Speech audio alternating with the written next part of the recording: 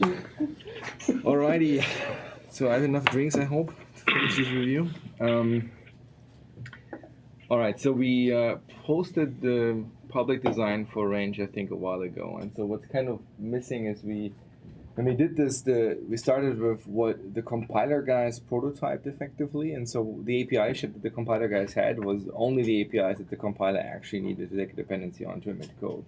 So they didn't do anything beyond that. And so I added a few APIs in the speclet, I guess, and then Tarek sat down and actually took a deeper look in what we want to add. If I can find my cursor again, here we go. And then wasn't Andy saying he will update? I think it's all the ones that say well known. Oh, well known are the ones that the compiler. This is the compiler using I see. hard coding. All right, that's perfect. All right, so that means this is basically the API shape of the type we have. So I'm pretty sure once people look at this, they will have objections to what we see here. Well, aside from the parts where it says equatable, the compiler team says we need to argue with them about any changes. Well, I mean, I think technically only they the ones that didn't are marked well known, right? I mean, we can always add to it. Indeed. Technically, they didn't mark the namespace or the type names as well known, but I'm pretty sure they're taking a dependency on Yes. this. We should take the names of the types for granted right now. You've just killed the syntax coloring, you know? Excuse me, I just copied it to the clipboard. Ooh, that's pretty. Because I want to simplify the API shape a little bit. So what are the fields inside the index? Looks like value. It's an implementation detail. Why do you care? I'm data not sure if I like the type. If it has more than int fields. It's got an int. It's just an int, correct? It's just an int. Hey. So we Sorry. basically, It's an From- int with a smuggled. yeah, boolean. okay. Is it a negative value if it's from n? Yeah.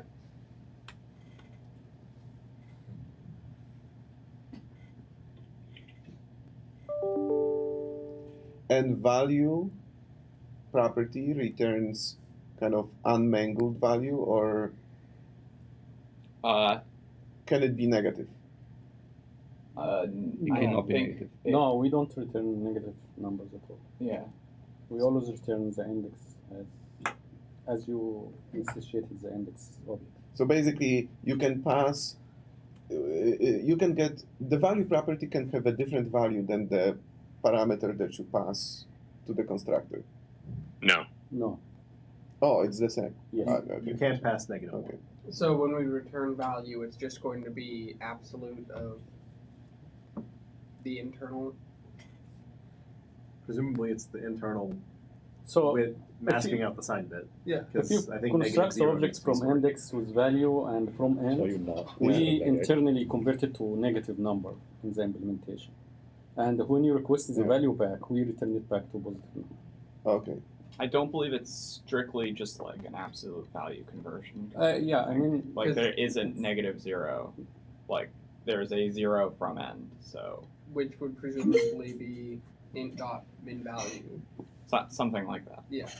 Since that's the only value that can't be absoluted without error. So why the implicit operator? Convenience. So the idea was that people who define new types would get away with defining indexer that just takes index, so you can pass it ins as well. So Well you don't done. have to define overloads for that. I think the main convenience is for range. The dot syntax takes 2 indexes, not 2 ints. So if you want to use 2.5 for your dot 5 for your range, you need to have an implicit conversion to index in order for that to work.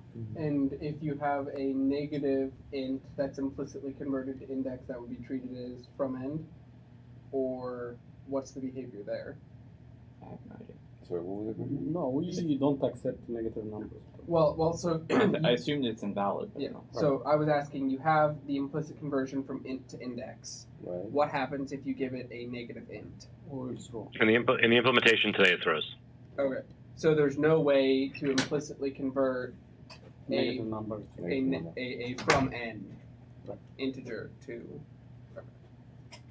Are we generally good with implicit operators throwing? That seems to be something that's not common throughout the framework. I mean, I was about to ask that. Yeah. Well, I mean, we only reject half the values, right? So it's not too bad. so the I mean, hopefully a value dome will ever get us, so in practice problem- maybe it's not a problem. the problem with not throwing is that we have the hat operator. Yeah. And that's how you get an inverse index. And negative numbers don't work for all of the reasons in language design, so I think we kind of have to throw. But does the So if the compiler- primary reason for having the implicit operator is to support range.create, it seems like we'd cover the 99% case if we just added an overload of range.create that took 2 ints. And if someone needed to use an int and an index, or for some reason wanted to do from end, they could just just say new index. Is there any reason why we don't just add a range create int overload? That's exactly what I just said. Well, you would have to have all It's combinations. not. It's not that, right? It's actually the dot operator right now is not defined as calling range.create with arbitrary types, right? So we actually have to go to language design and confirm that the dot operator does it works call on right ints now? instead of index. What does it call right now? It looks for index. Okay.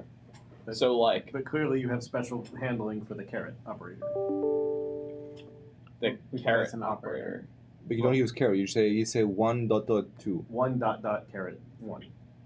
But they're saying you're not which using caret carry. creates an index, therefore Right. So you Yeah. could just turn the literal int into an index yourself without an implicit operator.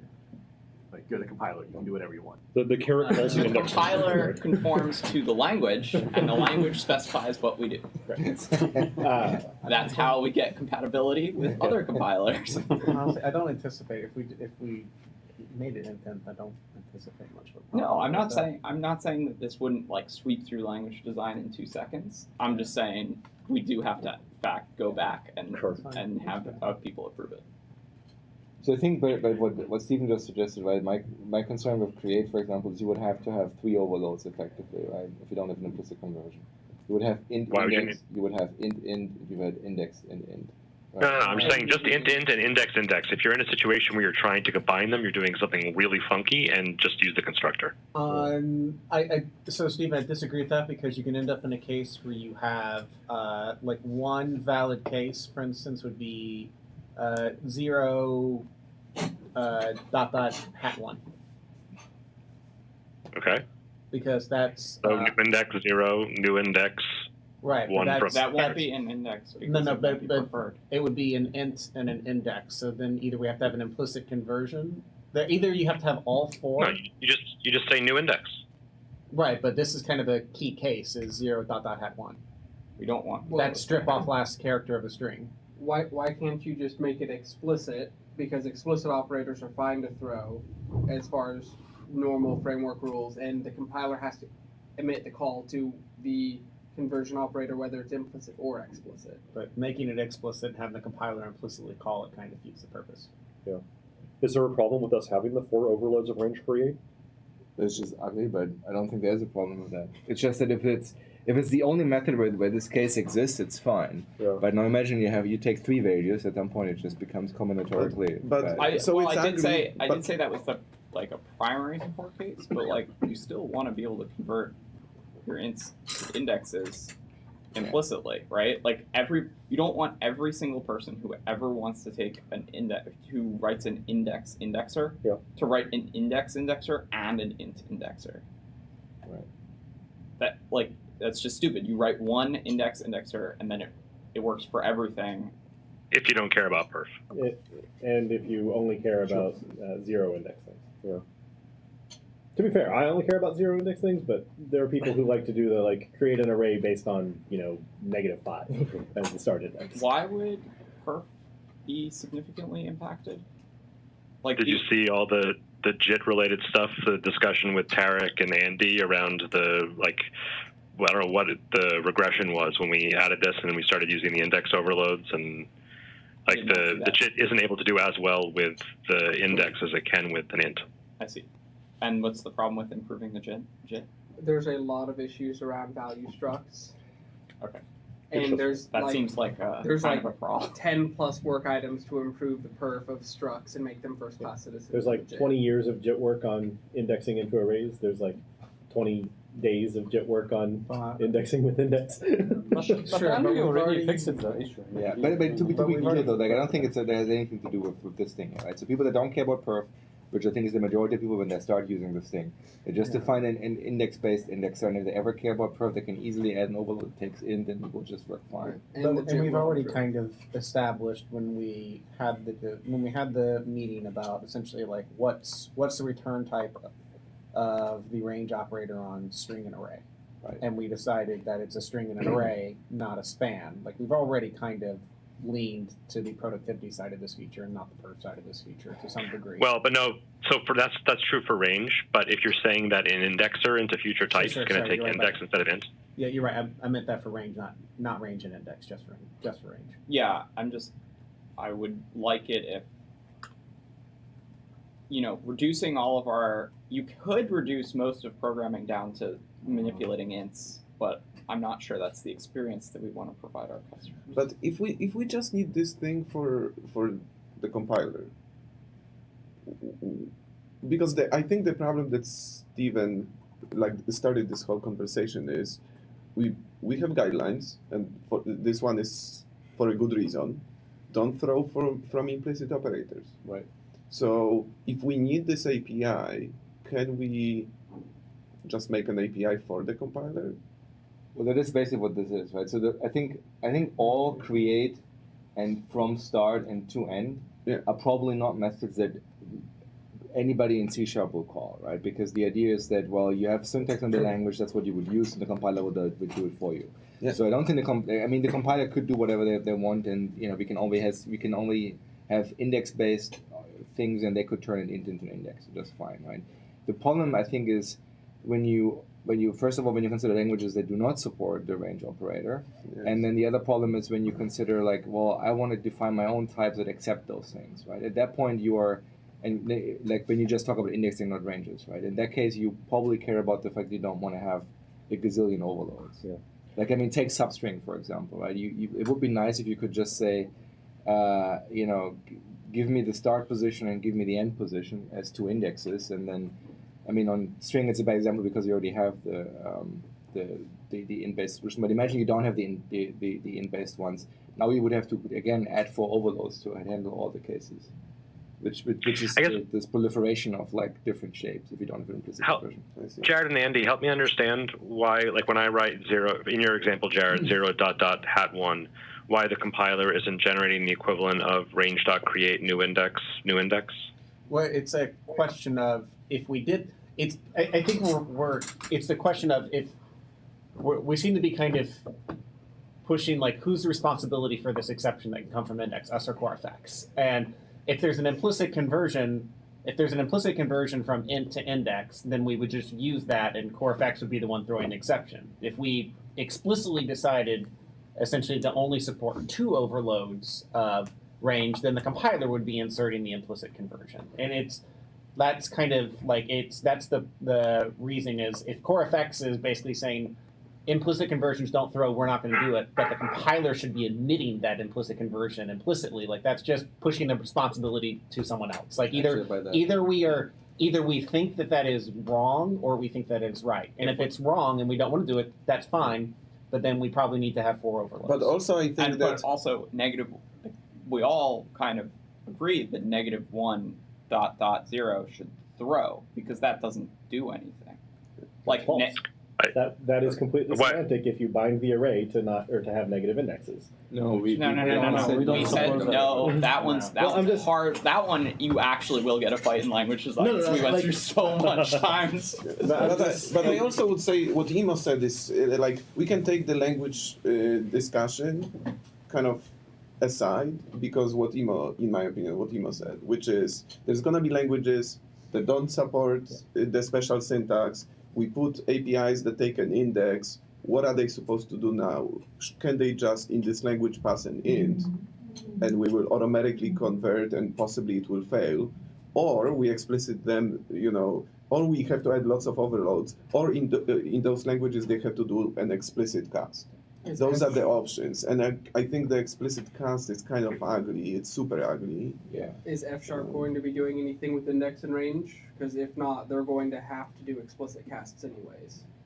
That is true. I haven't talked to Philip about this one yet, but I could see them adding something like range as well, because it seems like generally in the wheelhouse of what function planning functions are all about. Will it also work with the fact that by default with their existing syntax they do I think the opposite of this, where from end is effectively length, and they do implicit for the end. I have no idea. I don't even know. Like, do they have already syntax for ranges? They've got some syntax, I don't remember exactly what it is, but I know that they do inclusive rather than inclusive exclusive. I see.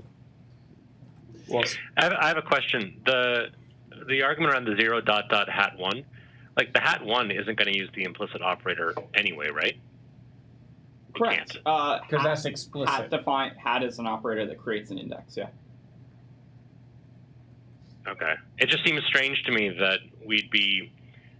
I mean, I understand the argument, but it feels weird that we're saying we've defined x dot dot y to mean, all right, well, we're going to implicitly cast the thing to index, but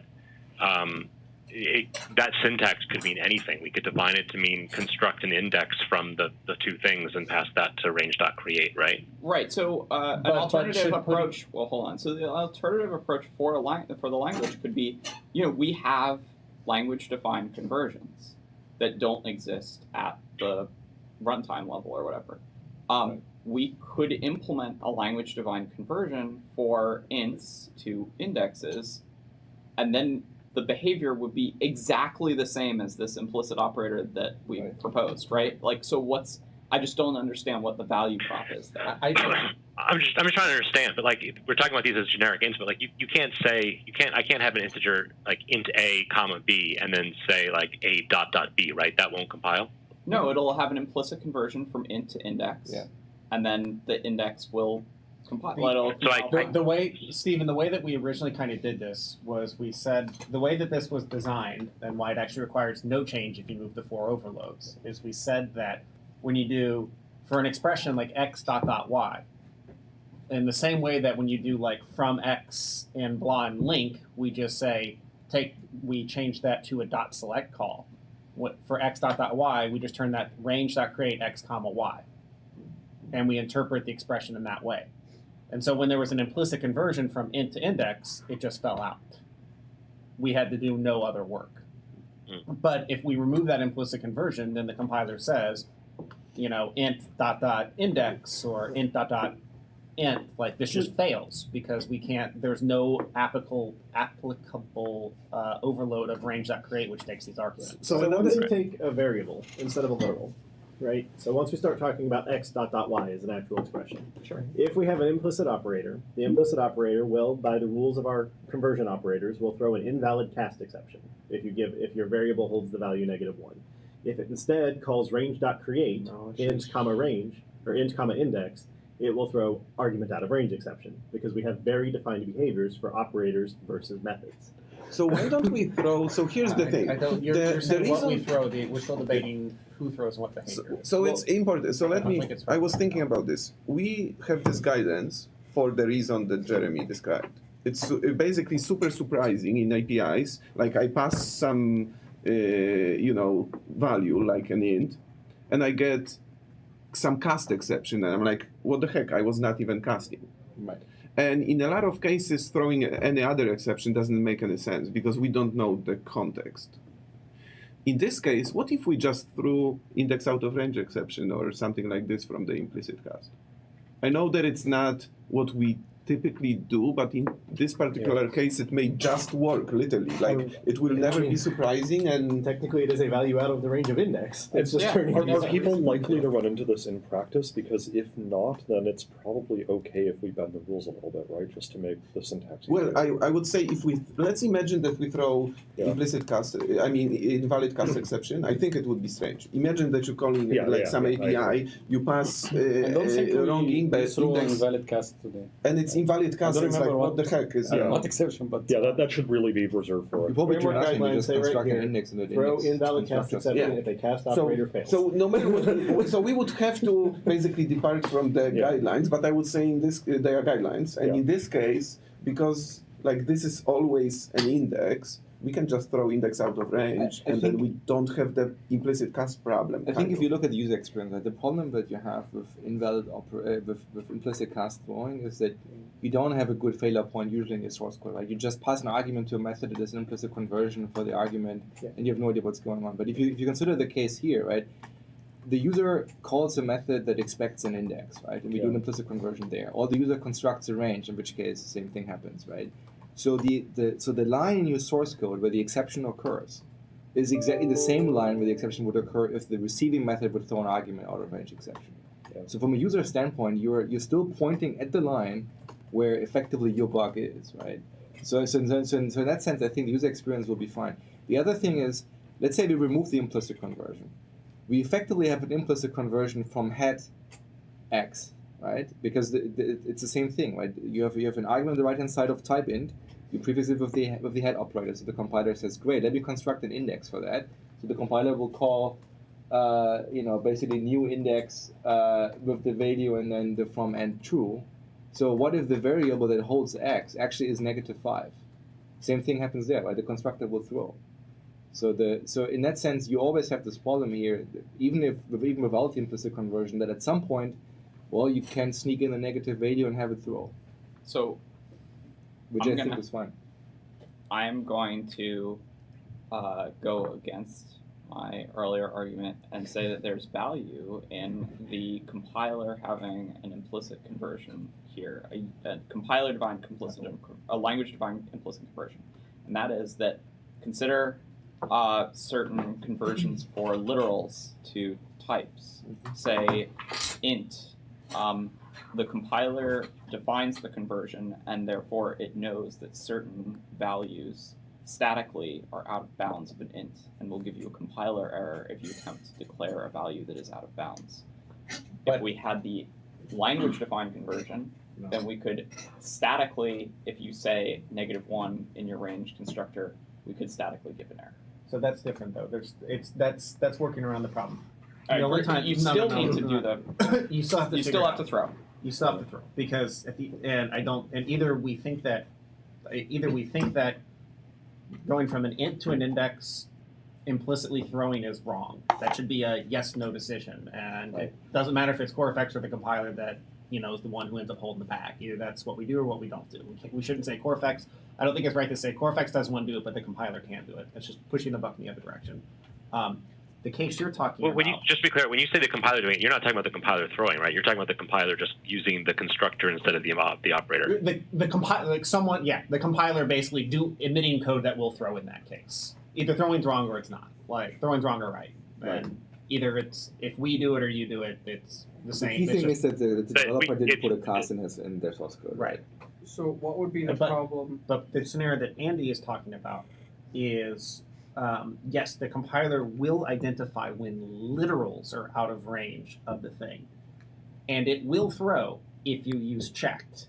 And raise your hands if you use checked. And if you raise your hands, you're fucking lying. The people who have written crypto code. Yes, the people who write code that is not allowed to fail. Yeah. The code that we are not allowed to edit, that you guys own, yes. Yeah. You've carved out a section of crazy. Yes. But it's super rare. No one uses checked because no one Because it's good and people don't like good things. I don't. because you should not have global compiler switches that affect semantic interpretation. Oh no, not Okay, slash let's not go checked. down that Checked open curly. Yeah. Oh yeah, that's And that's checked fine. open per it. Yeah, if you guys want to use that nonsense, go for it. But I think in practice, how likely are people using negative values, literally? Right? I think most common cases is you have a variable, you got it from somewhere, you use it for indexing, and then turns out it actually holds a negative value at runtime, right? If you actually literally write -3 ... -5, I think it's pretty obvious that you have a problem. If it's about literals, why don't we make the operator take u short? So literals we could probably push to the side because if you put literals are different. Literals like Andy said, We you- could you- we if could you do put- an error. We don't even need to do a conversion thing. We could just make an error if you try and convert. Like there are things we can do there. There are cases in the compiler where if you use a literal to do a numeric initialization, the compiler says that's dumb, don't do that. But if you put it into a variable, we're like, all right, cool, we have no idea what you just did. Yeah, but so what is the implication if we change this operator to take U short? Like 90% of your code does not work. Then somebody who Because makes you a got new an type. int, and int does not convert to usual. So you're saying you cannot pass an int variable? Yes, which is the most in common Yeah. value. Well, type We people already have. got into this by making our array indexing type, and now we're just stuck with it. So Like you it would- is totally the wrong type, but If we you are find also stuck. a with new it. type that took an index and didn't have any other or an indexer that took index, then thingy of 5 would work because literals are magic in the compiler.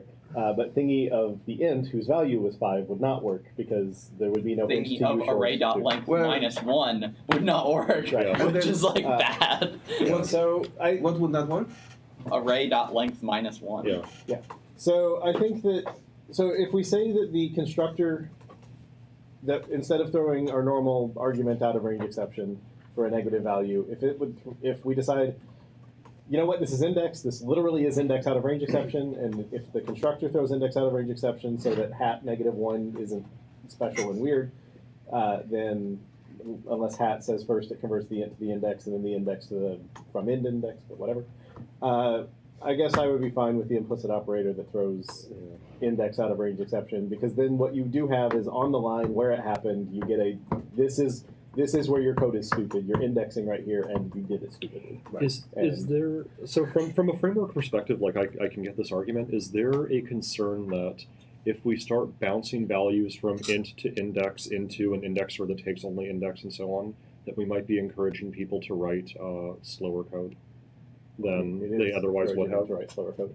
I mean, I think I made the argument on email, like, and Jared hinted on this. I think in general, there's plenty of rope the framework provides you to Yeah, write yeah, yeah. efficient code, and I think this is not different from that. Like, if you really care about performance, and you really care about your indexes being blazingly fast, I mean, for starters, how many people on our customer side, when they do argument validation, do the uint casting trick? No, I'm to do talking bounce check? from Probably not that many. From like we care about it internally in the APIs that we write, correct, in our Right. SDKs, and I'm wondering if these having all of these conversions back and forth will effectively double the amount of work we're doing. Maybe not. I haven't thought through it. No, I think in practice, like if you care about the indexer performance, you just add an int-based indexer overload, and then that will be preferred over the index once you don't have that conversion. Yeah, that even if you have an implicit conversion, like Yeah. performance sensitive code is going to be using ints. Yeah, okay. Because they're never index is only there when you want to do freaky things like look backwards. Okay. And like our performance sensitive code is not in the habit of doing that. It's more has very targeted scenarios for using ints. Yeah. And even if there's an implicit conversion, identity always wins. Yeah. Okay. So Well, so you're saying that in the cases where we need perf, we're gonna still have lots of overloads of various indexing methods. so that The fast ones and the slow ones.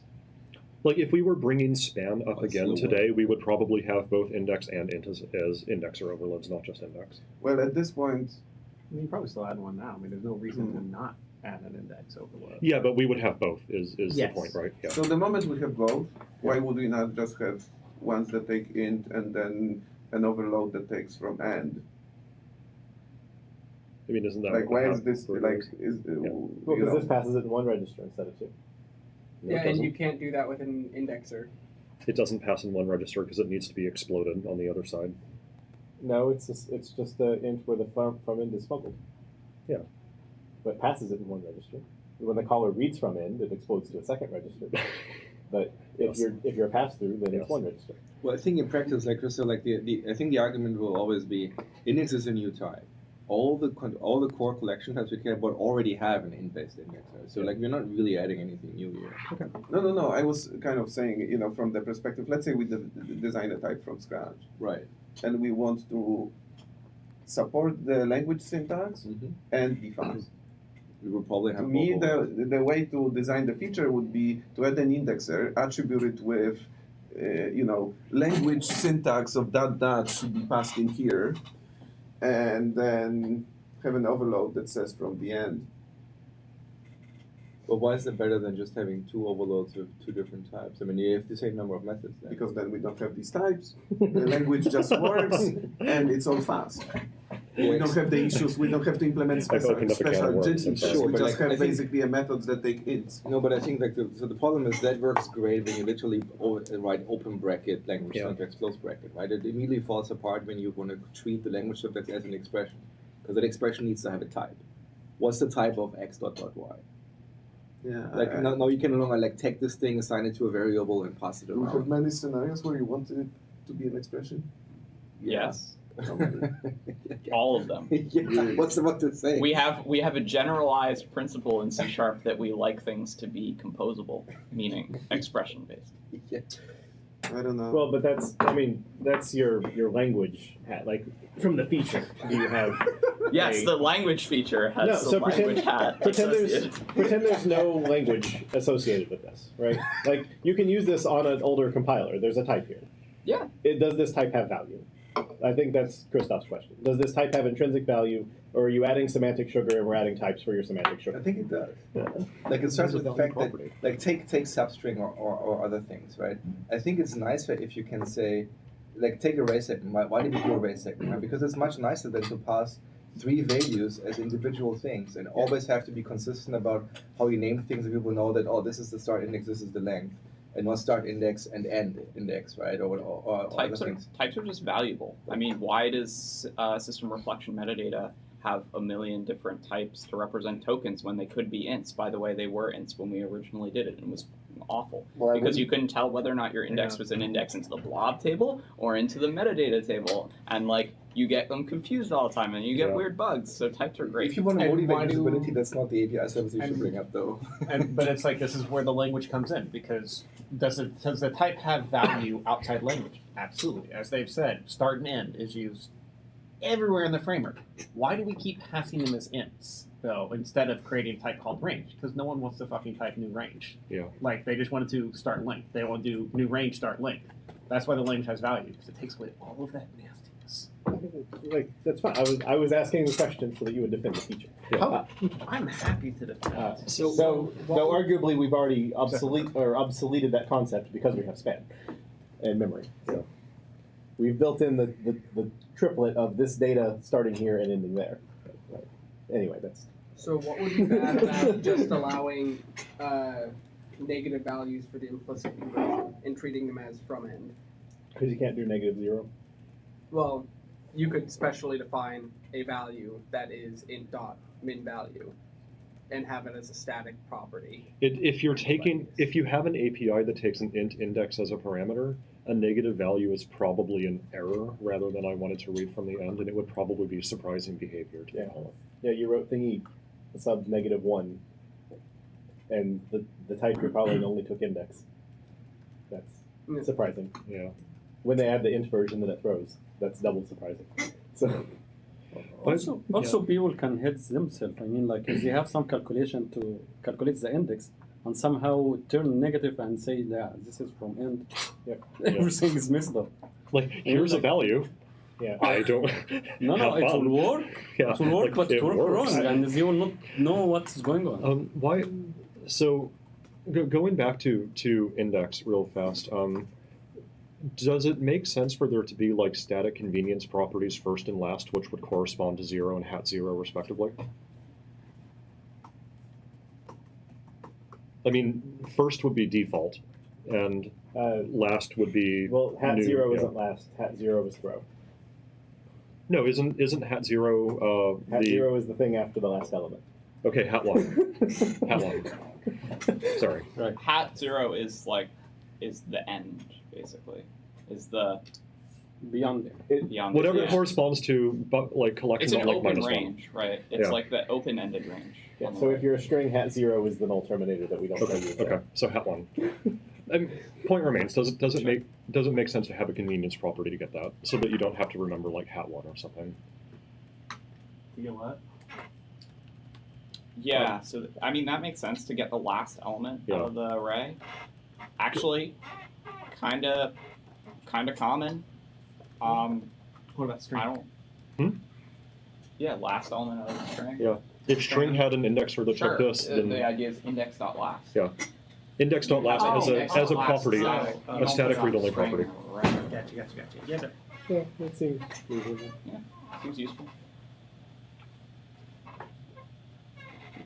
Yeah, one of the open issues is like what kind of more properties we need to add for these both types, because like there is some consistency. I mean, like index have a constructor, range doesn't have a constructor. So, what is the range from start and to end? Define the other point to be. I assume from start is I take index dot first, and the other part of the range is Hat 0. Zero, yes. arg.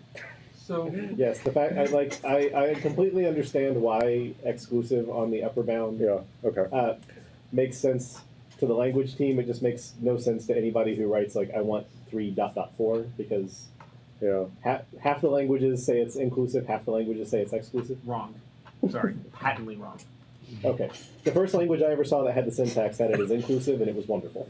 So 3.3 was if you wanted the range of only the third element.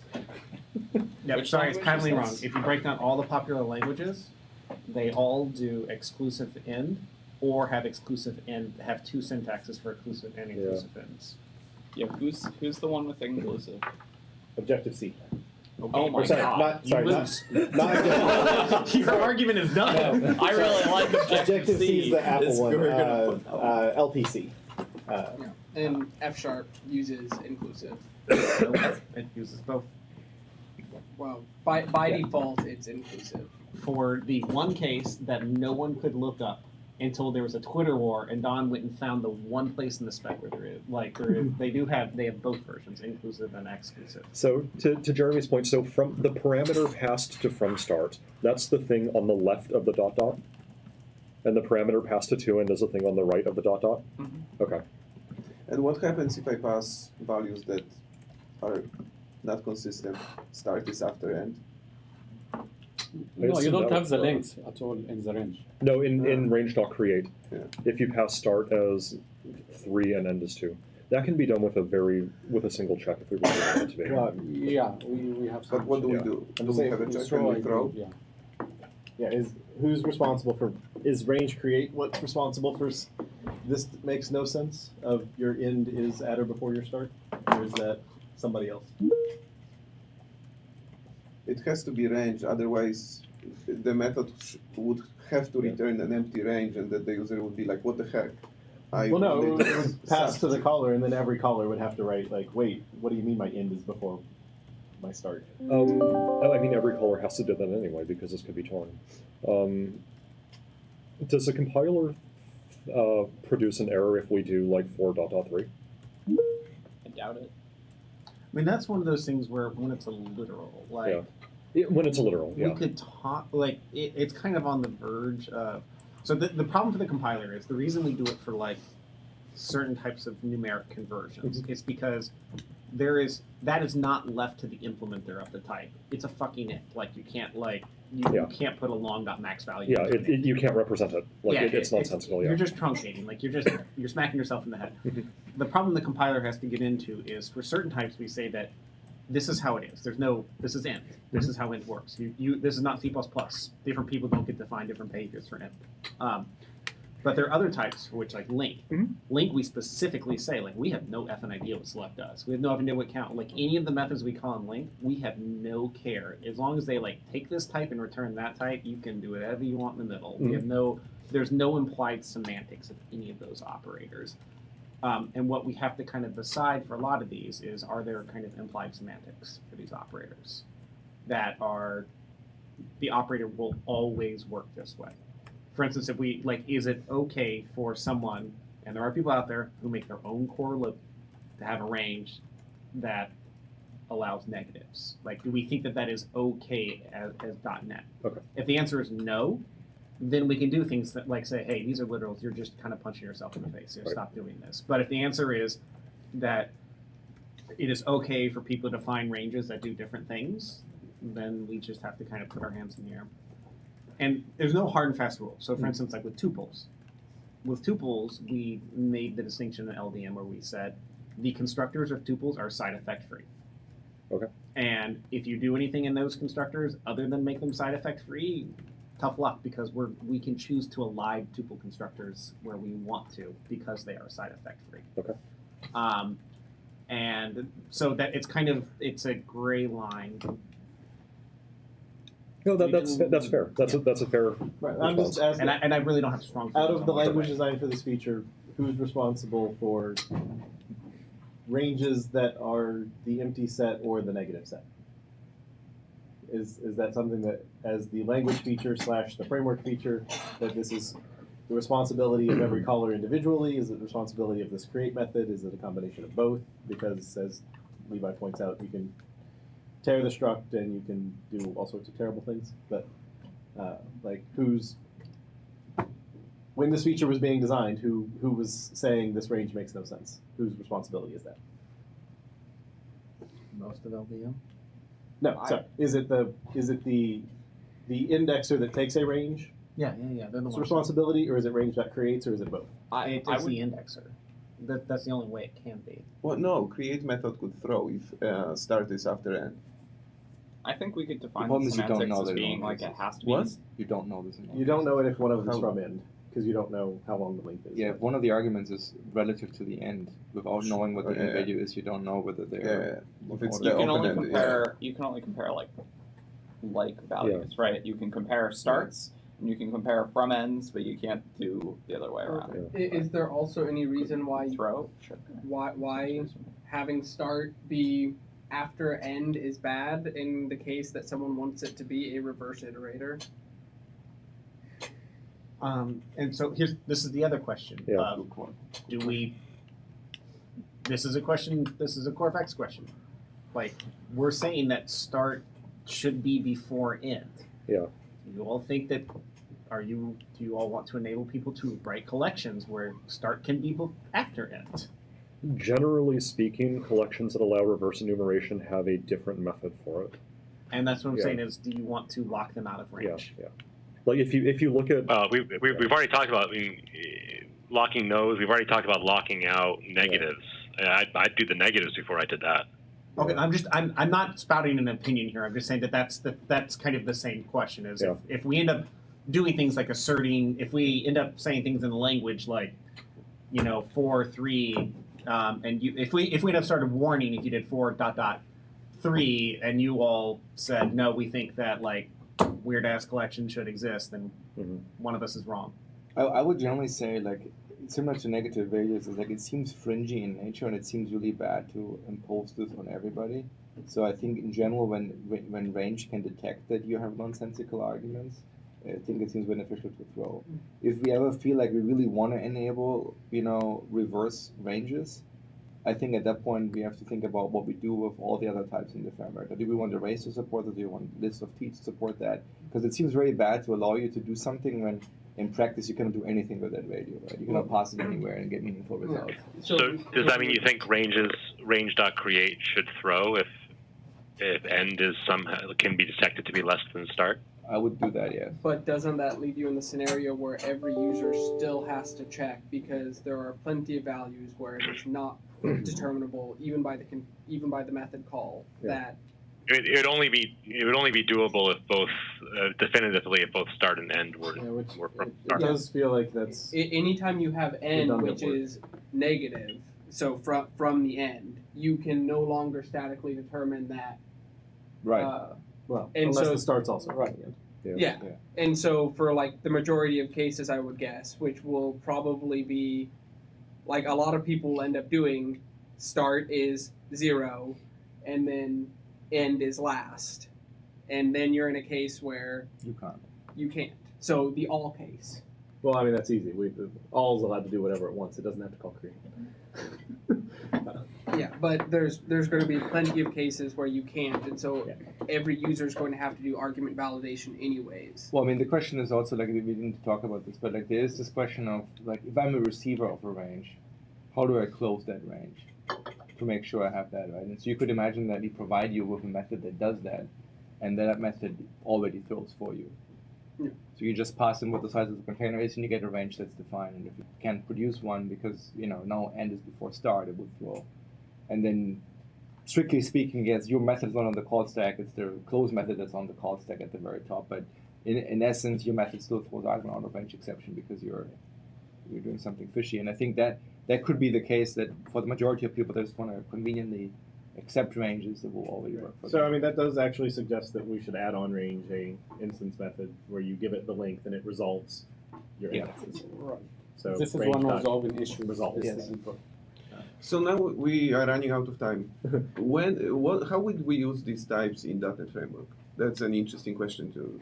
Well, this is, I mean, Because so I am concerned about the performance, and I don't understand how we would reason about adding So APIs that string are dot both substring and span dot slice would both take range as overloads.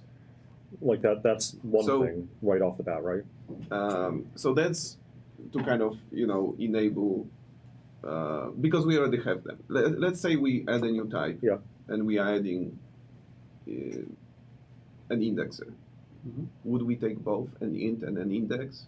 If we have a slice, would we add both one method that takes ints and the other that takes a range? Probably both because of what we were discussing earlier, where we want to make APIs that can also be used by performance sensitive code, which means that we would need all relevant overloads anyway. So if that's the case, I still have this question. Why don't we allow an attribute on a method that takes two ints, and then the compiler just calls it when somebody uses this dot syntax?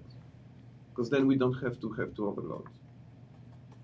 Are you thinking almost like tuple Well, deconstruction? sorry, what gets passed if you do 0 hat 0, Christoph?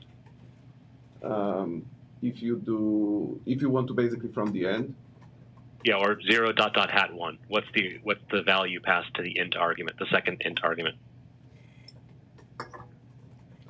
I feel like Yeah, he's I just know. wanting to use it as a dot gets turned into a comma and calls a two argument indexer. well, so then we could discuss if an API wants to enable kind of from the end indexing, then maybe you add the overload. My problem is that so let's say we had two overloads. We Yeah. take one that takes two ints and one that takes the range. Well, even if I don't index from the end, I do 3, 5. Now, if I use the dot syntax, it's slower than it could be if basically compiler could call the attributed method. Well, only until the JIT finishes fixing first class struct problems, and then it will be just as fast. And when is it gonna be? It's stuff that they're working on now and that they're tracking. And you kind of relatively confident that it's gonna be basically. Well, I mean, they've been and improving no. it So, every iteration. So The far. answer is it won't be as fast. Ever. I mean, if Well, the I mean, JIT it can will. Because the indexer constructor, so especially if you're across assembly, the Yeah. indexer constructor at the time you call it's going to do a range check on your integer and possibly throw an exception. Yeah. Then then it's going to build the range. We don't do anything on the range, but we now take two variables and we pack them into another one, so that's got to go somewhere. Now you pass that into somewhere else. They call resolve or close or whatever it gets called. And that turns it into something else, possibly leaving it the same. Now you have to check, and then that has to check, did anything go out of bounds, did anything go negative? So all of this is all of the things that we do right now in 2 if checks get done in like 5. Yeah. So it will be slower. I mean, I don't care about that level of slower, but it is slower. Well, it depends what you're doing. So if you're doing a span, you do care about this. Like, But I think the question general is like, if you look at the entirety of the stack, right? Like how many instances do we have where that, let's say, attribute or a method would be used for it? Because I think if you look at ASP.NET, for example, I'm highly doubtful that some of the higher level APIs for routing or logging or what other things, the performance matters to that extent where a range method would be prohibitively expensive.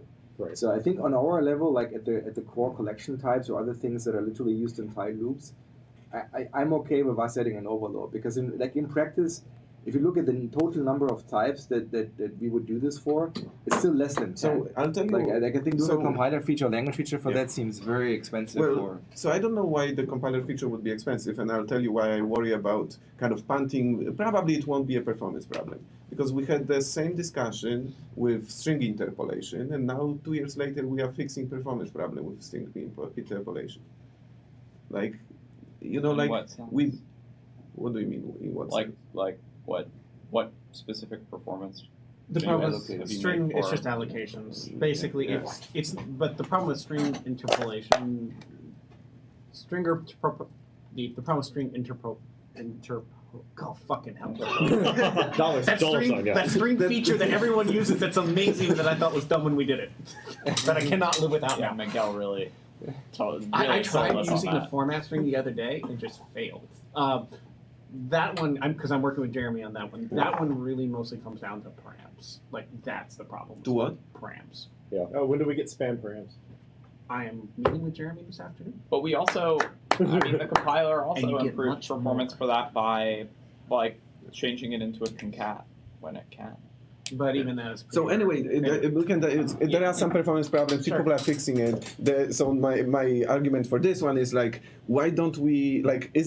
Would the compiler feature be so expensive that we don't want? Like, what is the reason not for us not doing the feature? Well, Where I I can think- have two overloads. One takes two ints, and we attribute and we say this is equivalent to this is an indexer. But okay, so I don't understand the purpose of this meeting then, because What like was we can go back Yeah. to language design, Yeah. but like why, right? Or like Yeah. what is this meaning just to be a second language design? Because No, so I think the meaning is it changed from we are reviewing these APIs to how would we use the APIs, in the framework, and I think it depends on how the feature works.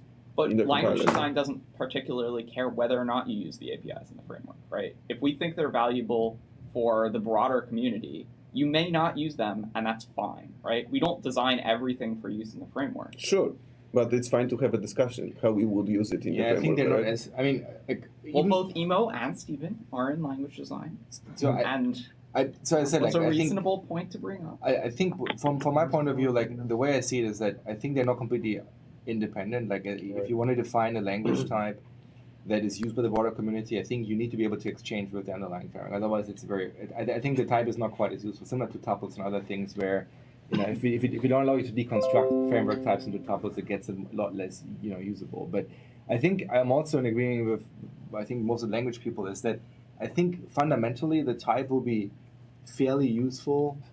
And I don't think that performance for those kind of things is the key concern because, as I said before, like if you're really if you think of range, what it does, right? Range is really about making it really easy for the consumer and the producer to have a wide variety of encodings of what part of the thing do you want. Do you want index from end, from style, whatever, right? Once you do those kind of things, I'm pretty sure you're no longer caring about performance to the level of like what an if check and an individual branch, right? So I think Sure, you are. That's not true. I mean, certainly for some types, definitely not. But for some types, I mean, look at all the places we call slice today on span in really hot path things like in UTF-8 formatter or int.parse or whatever. Like the extra if checks show up. And I totally agree with that, but I just think that there are arguments for a language feature that may not be the right thing to use in all possible situations. I totally agree. I'm not arguing against that. I'm just saying, like, there are features where, like, we will probably not use this in CoreFX. Like, we might expose some APIs to make, it easier to use, but this is going to be a flag for me. Like, if I see people using this feature, it's going to be a flag for making sure you're doing proper performance testing.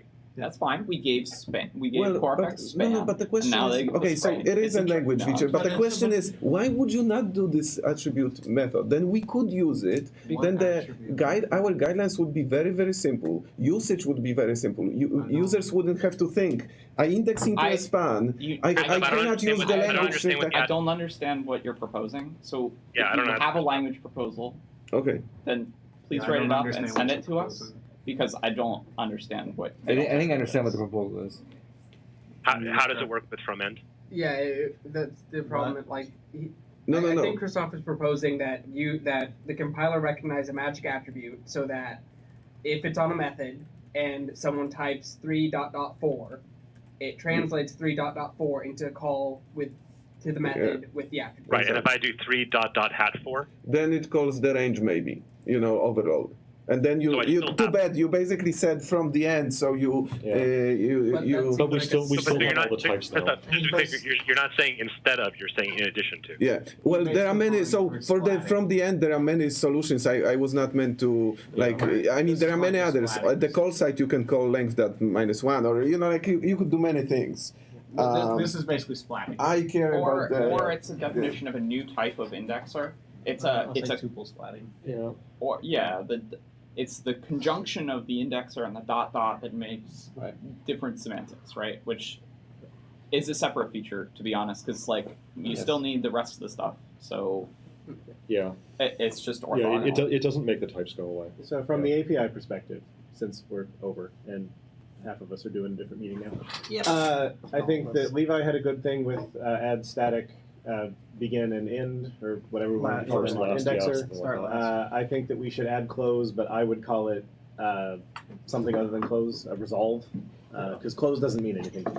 And I had a question on why is all a method rather than a property, considering it would just return index.first, index.last. Yeah, instead of trying to cram a whole bunch of questions in the last minute, there are a bunch of other things we haven't addressed. We need more time on these types. Yes. Fair enough. I will set up some time for Friday. Do we It's have a Friday list? now. For what? Try other days because I won't attend. I cannot do Friday. You need to get this thing in before Friday. Yes, please. Do we have a list of framework types can try. that we would want to modify to add this to? Yes, we have the list, but one of the open issues, the first one is the list we have is the final list, or we need to add more? Okay. There Does is a Wednesday link work? to the specs in the beginning of this page. Okay. I'll take a So look it then. lists all types. of- Also, I'll add one thing that the compiler needs is a helper method for arrays to use Yeah. ranges to get a range. Or the indexer for range needs a helper to create the new array. So I can write that up and add it to this list if that works. Because I'm thinking like if some of these types, it's pretty obvious what the return type should be. Like string dot substring that takes a range, its return type is string, like clearly. What about something like a array index that takes a range? First off, is that even a thing? Like, should that be a thing? If so, what would its return type be? Well, I think you have to that's what decide the Andy just priority of. Yeah. Oh no. Okay. Sorry. If a range array would take an index, not a yeah. Yeah. I was like, you're going to end up with the like when t becomes itself, Yeah. things get weird, but that's not the way you index an array. So, never So mind. I've booked the meeting for Wednesday, 2 to 4, because that's one of the few slots that are Thank you. available. I have no idea whether anybody of you can make it, but you need to make room. We'll try. It's otherwise it's very hard. All right, so then I think we're done with this meeting because I have to run to another one. And I think so does Stephen. Stephen already left. Yep. 1960. We're going to the past.